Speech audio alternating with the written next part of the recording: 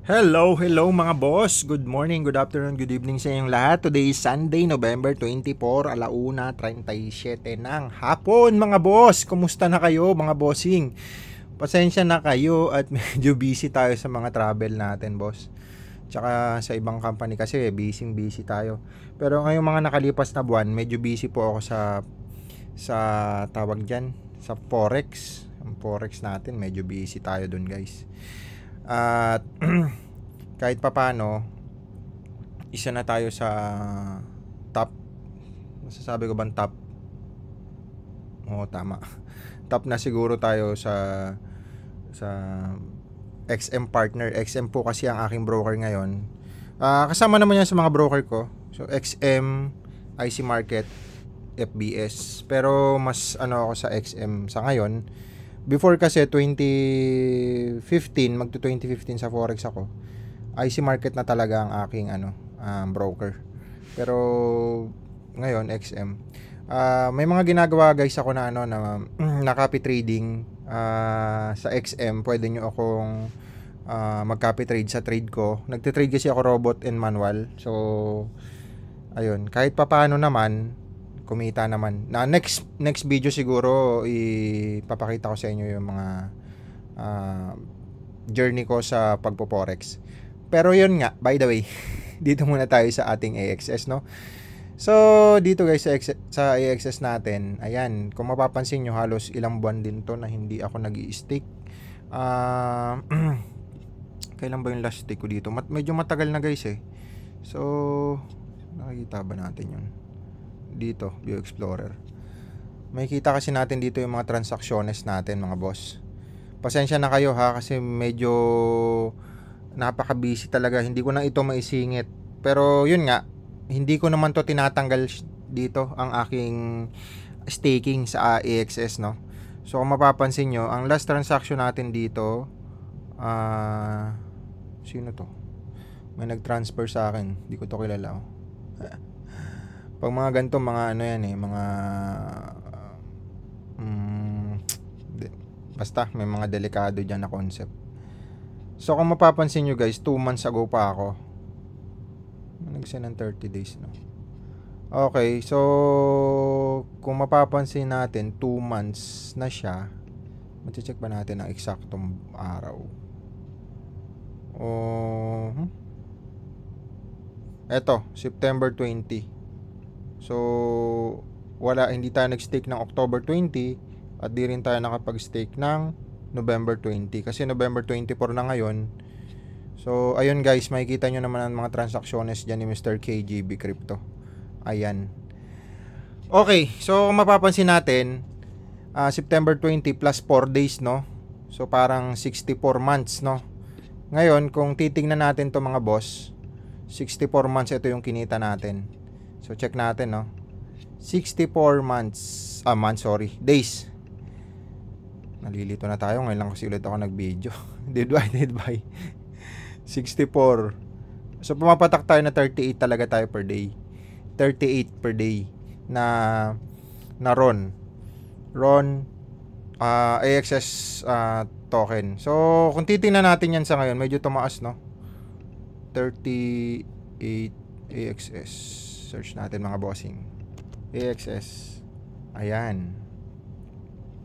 Yung market cap, no, 200 na siya, oh. 206 trillion pesos, SOS na.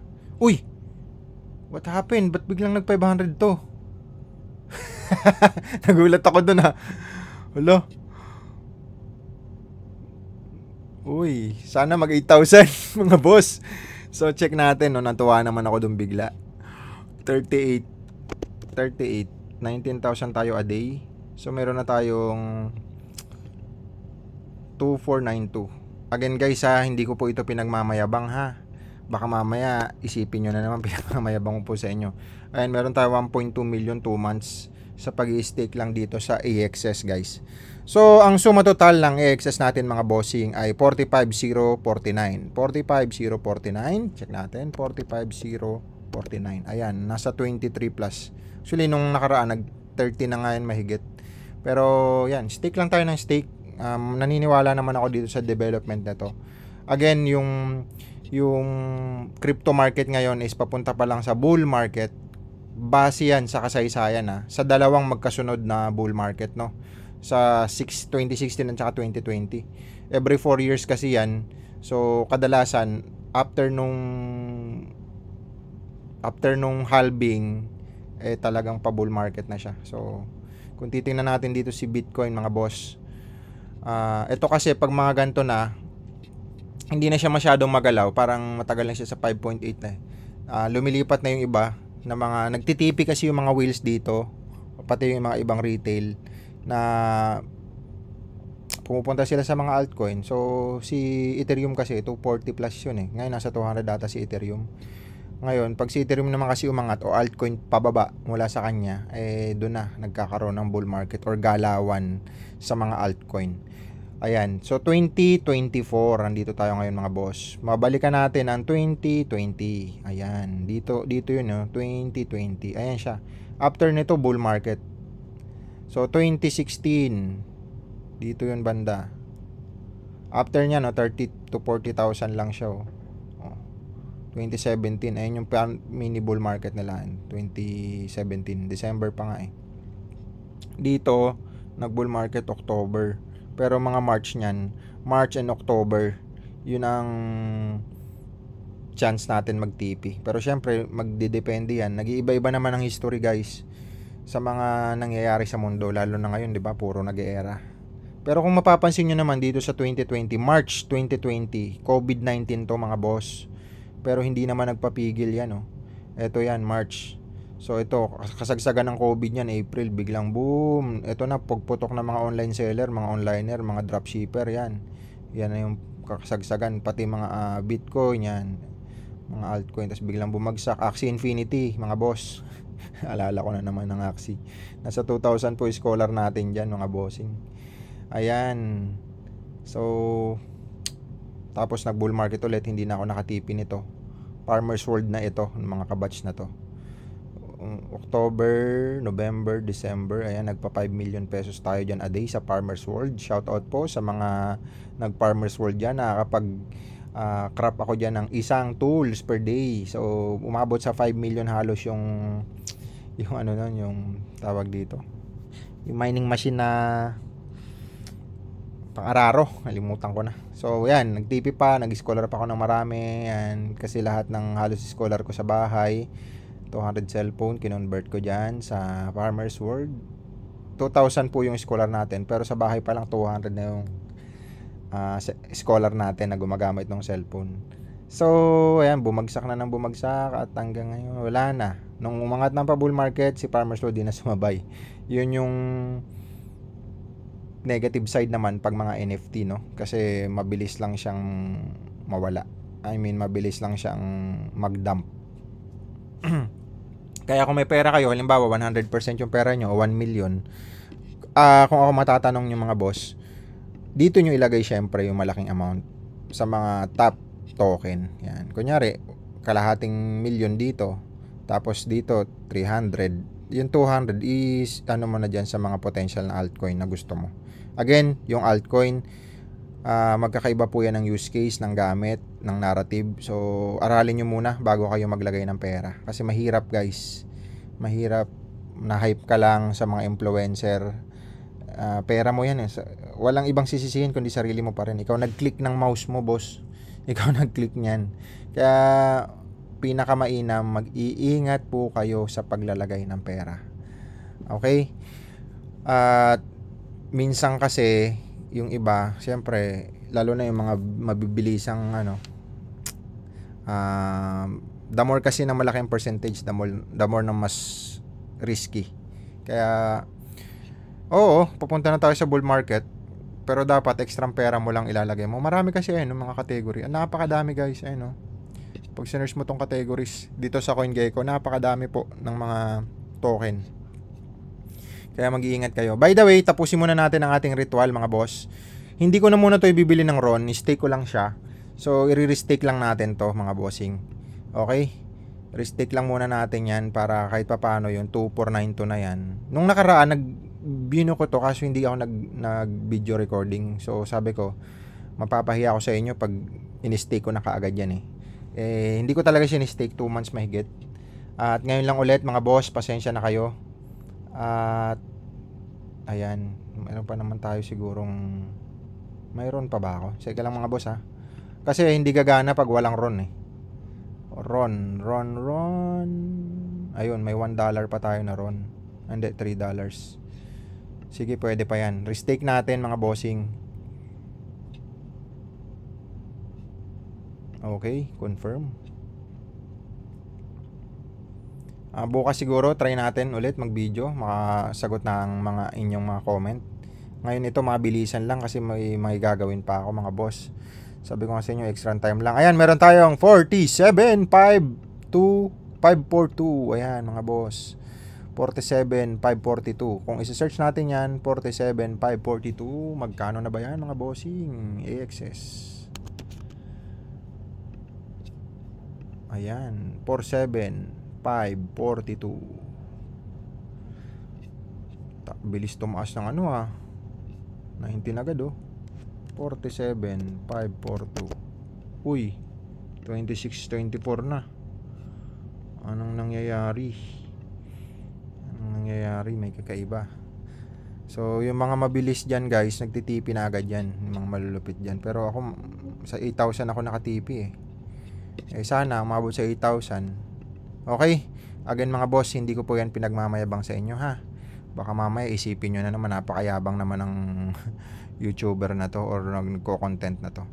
Again, ito po, isa po ito sa aking pinagkakabalahan din. At marami naman po akong business, hindi lang po ito. So, andyan po yung mga previous video natin, panoorin nyo na lang. Again guys, pa-bull market ngayon, uulitin ko. Napakarami ng oportunista ngayon mga bossing. So mag-iingat kayo sa pera nyo. Marami magtatayo ng token. Tingnan nyo ito, tandaan nyo. Ang token ngayon dito sa CoinGecko ay nasa 15,580. Tingnan natin after ilang days. For sure ako dadami yan. So pag maraming token guys, yung mga na-hype kasi umangat si Bitcoin, marami kasing hindi alam ang Bitcoin na nandito na ulit sa Bitcoin. Siyempre kahit sino naman nangangarap na tumaas yung pera nila sa maikling panahon. So baka mabait kayo or mabitag kayo ng mga nagtatayo ng mga token mga boss. Marami pong scam na token ngayon dahil pa bull market. So mag-iingat po kayo doon. Okay? So kung mapapansin nyo, balikan natin mamaya yung itong Ronin natin. So Ronin, ayan siya, nasa 15,000. Meron tayong 329. Okay, nag-stick din tayo sa Ron. So ayun nga mga bossing. At isa sa mga pwede nyo pagkaabalahan din para ma-search nyo yung mga token dito sa mga trending. Ito lang, cryptorank.io.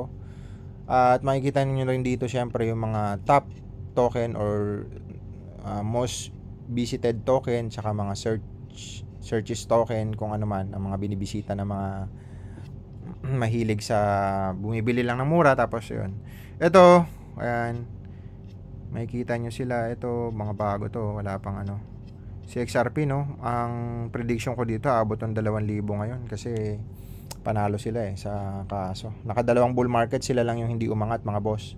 Ito ang hold ko nito, nasa 100 plus, 128,000 almost. So pero ang tagal na kasi nung XRP na yun, hindi ko siya tinatanggal mga boss. At ayan, then dito sa Dex tool, syempre ipipaste nyo lang dyan yung mga, kunyari maghahanap kayo dito ng mga token, para magkaroon lang ba kayo ng idea sa mga bago. Ito yung GOAT na to, ang laki din ng inangat nito. Okay, copy mo lang yung contract, punta ka sa Dex tool, ipipaste mo lang dito yung contract mga bossing, para malaman mo kung legit ba yan at hindi. Ayan, tinan mo. Ayan, FE7, ayan, FE7. So ito yung contract niya. Dito kasi pag makita mo sa contract, makikita mo diyan yung mga watchdog ng wallet. Sila yung tagatingin ng wallet kung safe ba o hindi. O kagaya nito, may red flag siya, 3. So ayan, scam risk na siya, risk. Medyo delikado yan mga bossing. So pag mga ganyan, ito warning dito 2, ito is 3. Hindi ako bumibili pa ganyan. Syempre ito, dahil nga pa bull market, nakakatakot lang minsan kasi pag pa-hype yung token, syempre ang daming ang bumili, ang daming kumita. Yung iba naman, nakikita mo yung chart, maangat na. Pero yung contract pala hindi na pwede mag-withdraw. Pwede kasi yun guys, puro lang deposit. Tapos inassign ng contract owner, yung may-ari ng contract, hindi na pala pwede mag-withdraw. So kung mapapansin mo dito, ang ganda, ang lupit, ang taas. Yun pala, nung mag-withdraw ka na, hindi na ka makapag-withdraw. So kawawa naman. Kaya dapat ito, share nyo rin yung mga gantong idea para at least ma-monitor natin or ma-monitor nyo yung binibili nyo. Wag basta-basta guys, kasi ang dami ngayon pa dahil pa bull market. Ito meron din ako nito, iTech. Umangat na rin pala siya. Ayan, kagaya nito. Ito maganda yung reputasyon niya. Malinis, walang red flag. Ayan. Minsan kasi dito nagkakatalo guys sa buy tax tsaka sell tax.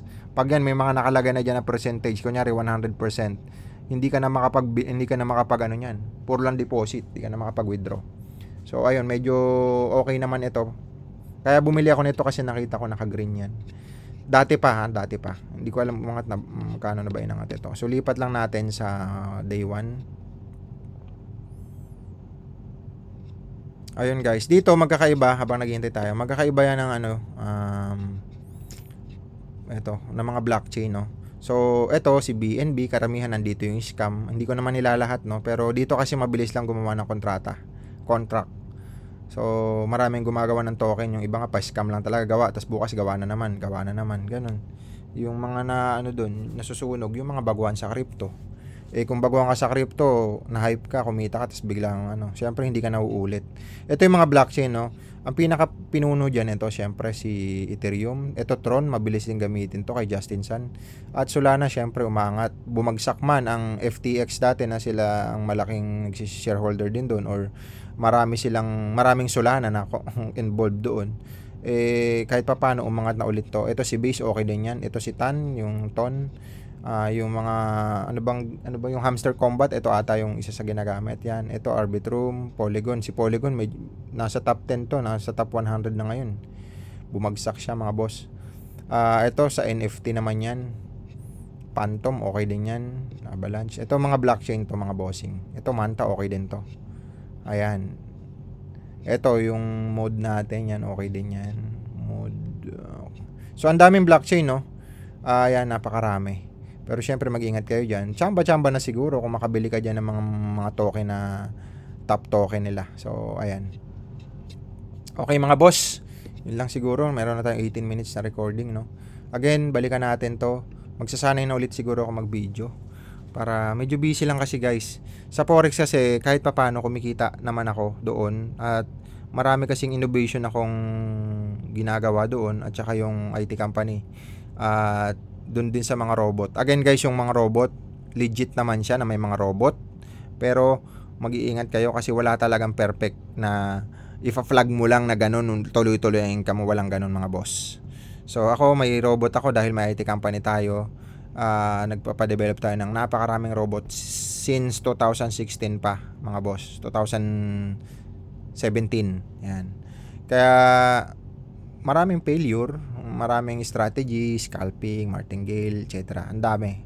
At hindi talaga uubra kahit bumili pa. Ang dami ko nang pinagbibiling ng mga robot before. Hindi talaga uubra na ipa-plug and play mo lang na ganun gagana na at mangangako ka. Mahirap yun mga bossing. At kawawa yung mga tao. So, ingat kayo sa ganun. Okay. Ayun lang. Next time pag-usapan din natin yung Forex mga boss. At yun lang siguro. Wala na. Thank you so much and God bless. Namiss ko kayong lahat mga bossing. Thank you and God bless po ulit sa inyo. See you tomorrow. Bye-bye.